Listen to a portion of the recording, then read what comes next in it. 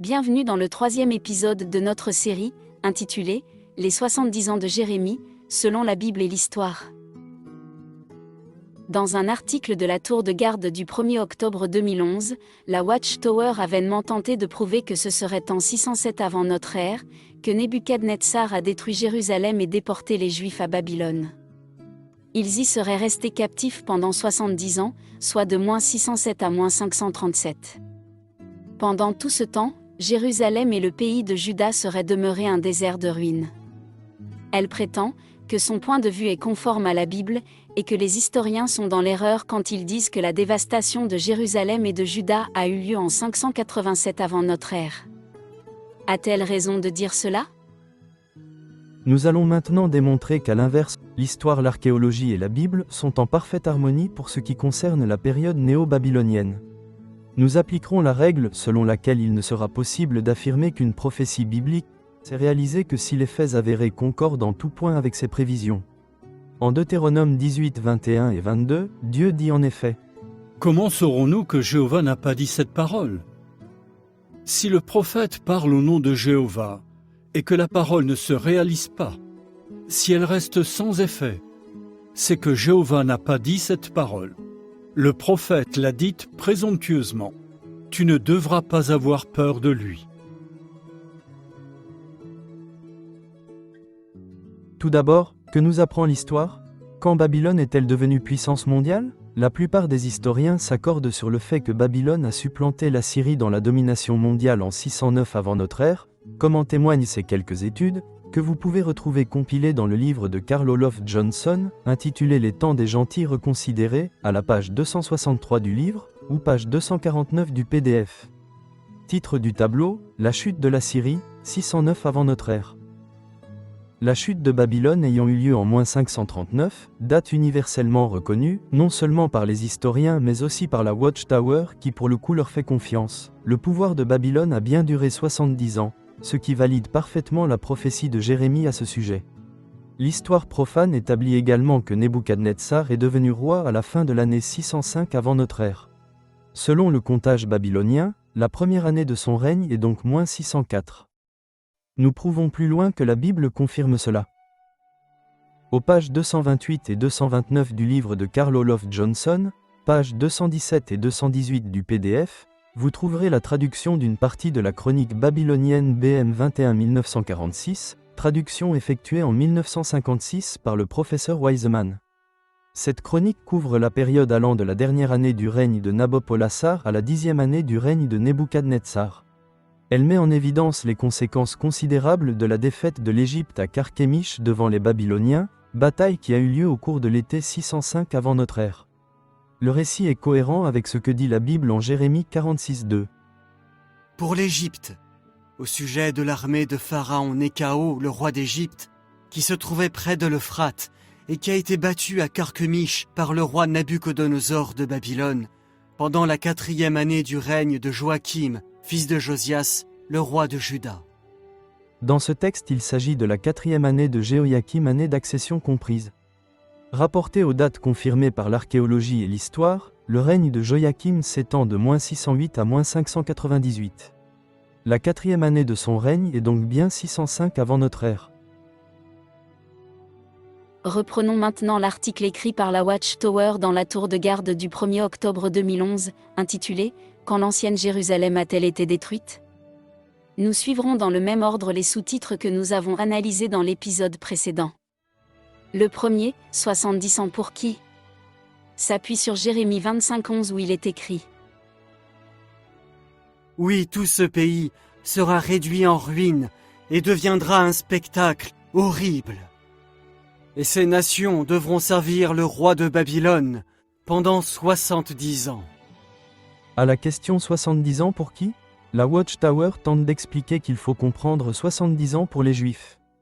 Pourquoi est-ce faux ? Remarquons d'abord qu'Israël n'est pas la seule nation qui devait être asservie. Le contexte précise que Nebuchadnezzar devait s'en prendre également à toutes les nations aux alentours de Juda. Afin de préciser quels événements auront lieu au cours de ces 70 ans, notons que Jérémie évoque à nouveau cette période au chapitre 27, au versets 6 et 7 de son livre en disant : Et maintenant, j'ai livré tous ces pays au pouvoir de mon serviteur, le roi Nabuchodonosor de Babylone. Je lui ai même donné les animaux sauvages pour qu'ils le servent. Toutes les nations le serviront, lui, son fils et son petit-fils, jusqu'à ce que son propre pays soit dominé à son tour. Dans sa prophétie, Jérémie appuie l'idée selon laquelle les Juifs devaient être soumis à tous les rois qui se sont succédés sur le trône de Babylone. Pendant toute la période qui commence avec le début du règne de Nebuchadnezzar et qui se termine à la chute de l'Empire. Jérémie 29:10, le second texte de base, confirme cette idée. Nous lisons : Quand le pouvoir de Babylone aura duré 70 ans, je vous ramènerai ici, à Jérusalem. Dans la version Parole de vie, citée ici, ce verset est bien conforme à la traduction interlinéaire des manuscrits les plus anciens. Ce qui est écrit en Jérémie 25:11 et 29:10 est donc tout à fait en harmonie avec ce qu'enseigne l'histoire profane. Pour résumer, les 70 ans de Jérémie sont donc les 70 ans pendant lesquels Babylone a exercé la domination mondiale, période au cours de laquelle Israël et les nations d'alentour ont servi les rois de cet empire. Notons maintenant les seules informations qui sont données par Jérémie dans les deux textes cités par la Watchtower. Première information, le pays de Juda deviendra un champ de ruines. Deuxième information, toutes les nations conquises par Nebuchadnezzar devront servir l'empire babylonien pendant toute la période qui va de son règne jusqu'à la chute de cet empire. Troisième information, ajoutée en Jérémie 29:10, une promesse de retour au pays quand les 70 ans du pouvoir de Babylone seront révolus. Notez ceci. Jérémie ne dit nulle part que Juda sera désolé et en ruine pendant 70 ans. D'autre part, le graphique met bien en évidence que les 70 ans du pouvoir de Babylone englobent parfaitement la plupart des périodes et des événements prophétiques évoqués dans cet exposé. Il en est ainsi de la période au cours de laquelle les Juifs ont été soumis aux Babyloniens, des déportations successives du peuple juif vers Babylone, de la destruction de Jérusalem, de la fuite du petit peuple en Égypte, de la période sabbatique du territoire de Juda, etc. À la question posée dans la tour de garde au sous-titre, quand les 70 ans ont-ils débuté ? Jérémie 29:10 nous autorise à répondre sans ambiguïté, quand Babylone s'est élevée au rang de puissance mondiale. Nous avons vu que l'histoire permet de dire que cet événement s'est produit au cours de l'année 609 avant notre ère. Maintenant, il faut une certitude sur la date de l'avènement de Nebuchadnezzar, afin de valider bibliquement et historiquement la date de la destruction de Jérusalem. Selon la chronologie biblique de la Watchtower, Nebuchadnezzar serait devenu roi en 625 avant notre ère alors que selon l'histoire profane, c'est la date de -605 qui doit être retenue. Qui a raison ? Pour supprimer ce litige, il est nécessaire de savoir quels monarques ont été à la tête de l'empire et quelle a été la durée de leur règne. Selon les historiens et les archéologues, Nabopolassar a élevé Babylone au rang de première puissance mondiale. Ceux qui ont régné après lui sont au nombre de 5. Pour éviter toute controverse, nous avons recherché la durée de ces règnes dans les publications de la Watchtower. Ces durées sont conformes à celles des historiens. Nebuchadnezzar a régné 43 ans, Awel-Marduk a régné 2 ans, Neriglissar a régné 4 ans. Labashi-Marduk a régné quelques mois, Nabonide a régné 17 ans, son règne s'est terminé par la chute de l'Empire. La durée cumulée de ces règnes est donc de 66 années. En conséquence, puisque la chute de Babylone a eu lieu à l'automne de -539, et puisque la somme des années de règne des rois babyloniens est de 66 ans. La première année du règne de Nebuchadnezzar, année d'accession au trône non comprise, est -604, ce qui valide la date retenue par l'histoire profane. À quel moment a eu lieu le début de la servitude des Juifs ? La réponse nous est donnée par le prophète Daniel, témoin oculaire et participant de cette tragédie. Rappelons que son témoignage a été cité dans l'épisode précédent. En Daniel chapitre 2, verset 1, le prophète parle d'un événement qui a eu lieu la deuxième année du règne de Nebuchadnezzar. Cela signifie qu'il était présent à Babylone à ce moment-là et ce n'était sûrement pas pour y faire du tourisme. Le contexte biblique prouve qu'il faisait partie des déportés. La servitude des Juifs était donc effective dès cette deuxième année du règne de Nebuchadnezzar, c'est-à-dire en 603 avant notre ère. Elle a donc débuté avant cette date. Mais peut-on être plus précis ? Avant d'être soumis aux Babyloniens, Juda était vassal de l'Égypte. On lit en effet en 2 Rois 23, 34 à 36. En plus, Pharaon Néchao fit roi Éliakim, fils de Josias, à la place de son père. Et il lui donna un nouveau nom, Joachim. Mais il emmena Joachaz en Égypte, où finalement celui-ci mourut. Joachim donna à Pharaon l'argent et l'or qu'il réclamait. Mais il dut taxer la population pour réussir à payer Pharaon Néchao. Il obligea chaque habitant du pays à donner une quantité fixée d'argent et d'or pour la remettre à Pharaon. Joachim avait 25 ans quand il devint roi, et il régna 11 ans à Jérusalem. Dès le début de son règne, en moins 608, Joachim était donc soumis au pharaon Nécho. Quand devint-il vassal de Nebuchadnezzar? La réponse se trouve en Daniel chapitre 1, versets 1 et 2. Dans la 3e année du règne du roi Joachim de Juda, le roi Nabuchodonosor de Babylone vint assiéger Jérusalem. Jéhovah livra finalement en sa main Joachim, le roi de Juda, ainsi qu'une partie des ustensiles du temple du vrai Dieu. Et le roi Nabuchodonosor les emporta au pays de Shinéar, au temple de son Dieu. Il mit ses ustensiles dans le dépôt du trésor de son Dieu. Ce texte établit que Joachim devint vassal de Babylone dans la 3e année de son règne qui correspond à la 1re année du règne de Nebuchadnezzar. C'est en effet cette année-là que ce dernier vint assiéger Jérusalem. Daniel, qui se trouvait à Babylone, utilisait le comptage babylonien, ce qui permet de dire avec certitude que Juda fut soumis en 605 avant notre ère. Ce que dit la Bible en Jérémie 27 versets 6 et 7 que nous avons cités, est donc parfaitement juste. La réponse à la question « Quand les 70 ans ont-ils pris fin ?» est tout aussi évidente, ils se sont terminés en 539 avant notre ère, avec la chute de Babylone. La libération des Juifs a eu lieu dans la foulée, suite à l'édit de Cyrus promulgué dans l'année qui a suivi la chute de Babylone, c'est-à-dire en 538 avant notre ère. Dans son livre Études perspicaces volume 1, page 580, la Watchtower convient que cet édit a bien pris effet à la fin de cette année-là. Ce qui est écrit dans la tour de garde pour répondre aux questions. Quand les 70 ans ont-ils débuté? Puis, quand les 70 ans ont-ils pris fin? Est quelquefois intéressant, quelquefois mensonger, mais c'est surtout une abondance de paroles, de phrases où la vérité et le mensonge sont habilement mélangés. Un exemple probant ressort de cette affirmation que nous avons analysée dans l'épisode précédent. Mais la destruction de Jérusalem et les 70 ans d'exil qui suivraient seraient, selon les termes de Jérémie, la punition de la fille de mon peuple.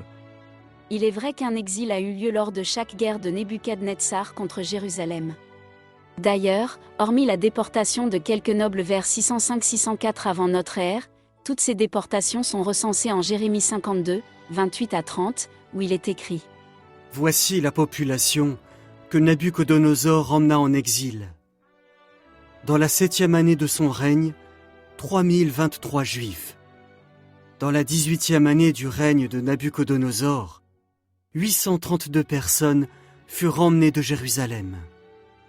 Dans la 23e année de Nabuchodonosor, Nebuzaradan, le chef de la garde, emmena des Juifs en exil, 745 personnes.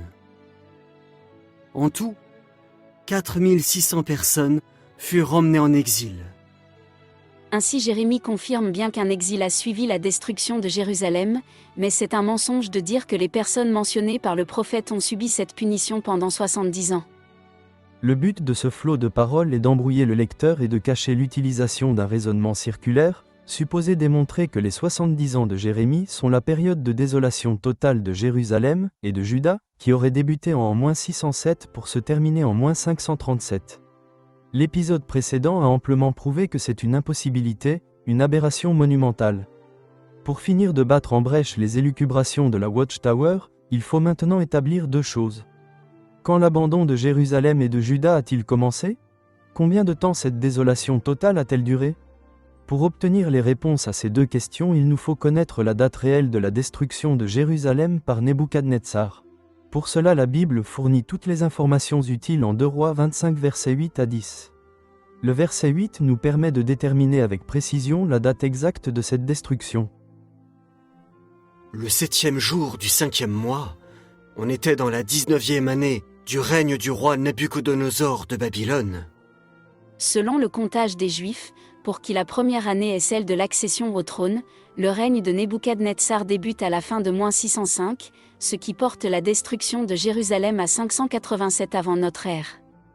Cet événement a eu lieu au 7e jour du 5e mois, le mois d'Ab du calendrier juif, c'est-à-dire juillet-août de notre calendrier.